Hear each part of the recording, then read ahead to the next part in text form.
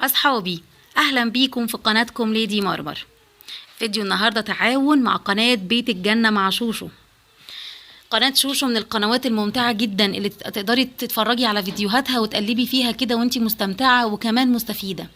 لو عايزة بيتك يبقى فعلا جنة لازم تروحي لقناة شوشو. شوشو عملت فكرة حلوة جدا، عملت بطانية للأطفال، هي اللي عملتها في البيت وكانت نتيجتها حلوة قوي. لو عايزة تتعلمي الطريقة دي انصحك تدخلي القناة. قدمت كمان نصايح للدايت فعالة جدا ومن خلال تجربتها. يلا بسرعة على قناة شوشو. عن طقم الحلل الستانلس زينوكس اللي انا جبته ووريته لكم قبل كده في المشتريات. والحقيقة في متابعة من القناة اسمها مورنينج بريز بالانجلش، كانت طلبت مني ريفيو عن الطقم الحلل، وانا بقول لها سوري ان انا اتاخرت عليكي، بس حبيت اوريكي شغل فيه عملي قد ايه هو جميل ومفيد جدا. في الحقيقه مواصفات في الستانلس لازم تبقي حريصه عليها. اول حاجه تقل الحله لازم تبقى تقيله. كمان القاعده بتاعه الحله دي، الحاجات دي انا قلتها في الفيديو المشتريات لكن باكد عليها كمان دلوقتي. لازم تكون برضو عاليه، ليها سور كده، ما يبقاش الحله من لهن النار على طول، في سور كده لو شايفينه. كمان لازم تكون 18/10. كان الاول الحلل الستانلس التركي بتحتل الصداره يعني، زي كركماز وماركات تانية كتير، لكن الحقيقه الطقم ده مصري وانا لما جربته الحقيقه عجبني جدا جدا. هشتغل معاكم النهارده في عملي. اكتر حاجه بتبوظ في الستانلس هي الرز، بيتحرق مثلا او يشيط او المحشي او الحاجات دي، عشان كده انا اخترت اصعب حاجه فيه علشان تشوفوا الشغل عملي وقد ايه هو جميل وما بيحرقش الاكل.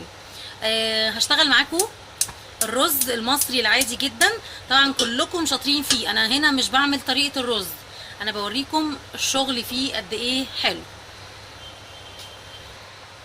حطيت الماده الدهنيه بتاعتي في الحله زي ما انتم شايفين، وانا مش بحط ماده دهنيه كتير، نص معلقه بس في حله الرز كلها. وهحط الشعريه. هطبخ الرز بالطريقه التقليديه جدا، وهحمر الشعريه كده. خلاص اهي الشعريه شايفين اتحمرت بقى لونها ذهبي، مش هغيب عليها اكتر من كده عشان ما تتحرقش. وانا ما بنزلش بالميه، انا بنزل بالرز، دي طريقتي العاديه جدا. عملت بتيفال، عملت بسيراميك، عملت بستانلس، دي طريقتي في طبيخ الرز. بقلب. طبعا احنا عارفين الرز بيتطبخ على نار هاديه يا جماعه. شايفين ما بيلزقش رغم ان انا حاطه دهون قليله جدا جدا. هفضل اقلب كده لحد ما الرز يتشرب من الماده الدهنيه، وبعدين ابتدي اضيف الملح. انا مش هفصل الفيديو، هفضل معاكم خطوه بخطوه علشان تشوفوا انه قد ايه الشغل فيها مريح، مش متعب ولا بتحرق الاكل ولا بتشيطه.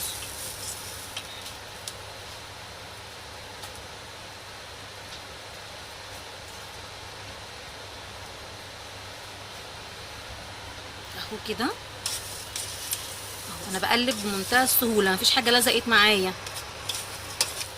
ده لانه زي ما قلت لكم القاعده بتاعه الحله عاليه جدا. انا بضيف الملح في المرحله دي. ابتدي برضو اقلب.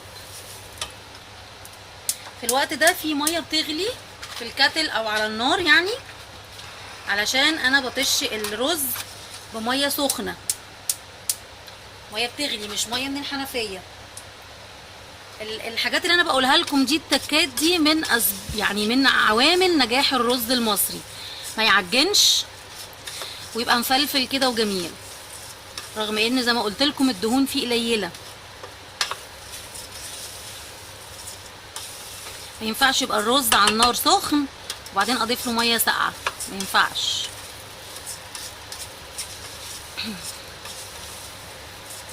انا بحب اقلب الرز شويه حلوين كده. شايفين يا جماعه؟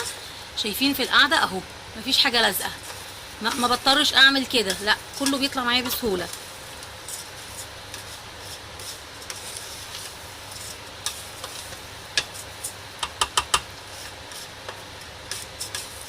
انا مش حاطه شياطه تحت الحله ولا حاجه، اهي الحله على العين المباشره، مش حاطه تحتها اي حاجه.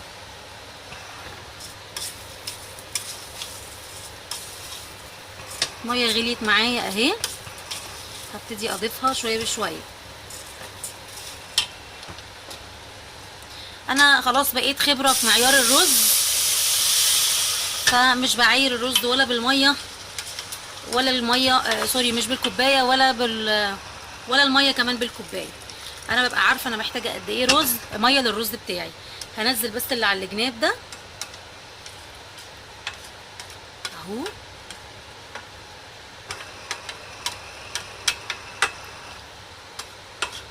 احط حبه ميه كمان.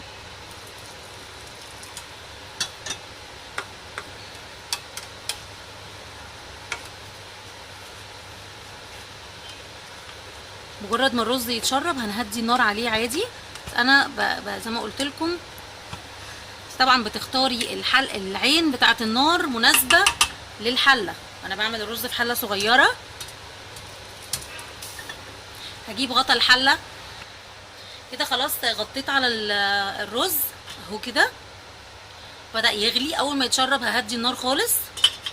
ندوق بس الرز الاول كميه الملح اللي حطيناها فيه قد ايه. ممتاز. وانا بغرف الرز هوريكم الحله شكلها. خلصنا الرز اهو، شايفين مفلفل ازاي مع ان دهونه قليله، مفيش حاجه معجنه ولا حاجه. عايزه اوريكم بس من تحت قاعده الحله. هنقص بس شويه الحله عشان اعرف اميلها. شايفين يا جماعه اهي، ولا رز لازق. عايزه اوريكم الرز اللي في القاعده اهو، ولا في رز لازق ولا اي حاجه. علشان كده بقول لكم ان الحلل دي مميزه قوي اهي، ولا في الجناب ولا في القاعده. شايفين؟ عايزه اجيب لكم من تحت كده اهو اهو، شايفين الرز مش شايط ولا حاجه. علشان كده بقول لكم ان الحلل دي حلوه جدا مميزه بصراحه. مبسوطه قوي ان هي صناعه مصريه وبالجوده دي. ده كان ريفيو النهارده عن طقم الحلل.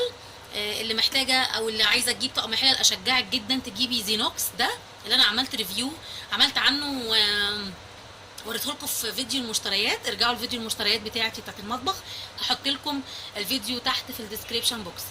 هستناكم في فيديو جديد، انتوا كمان استنوني. باي باي.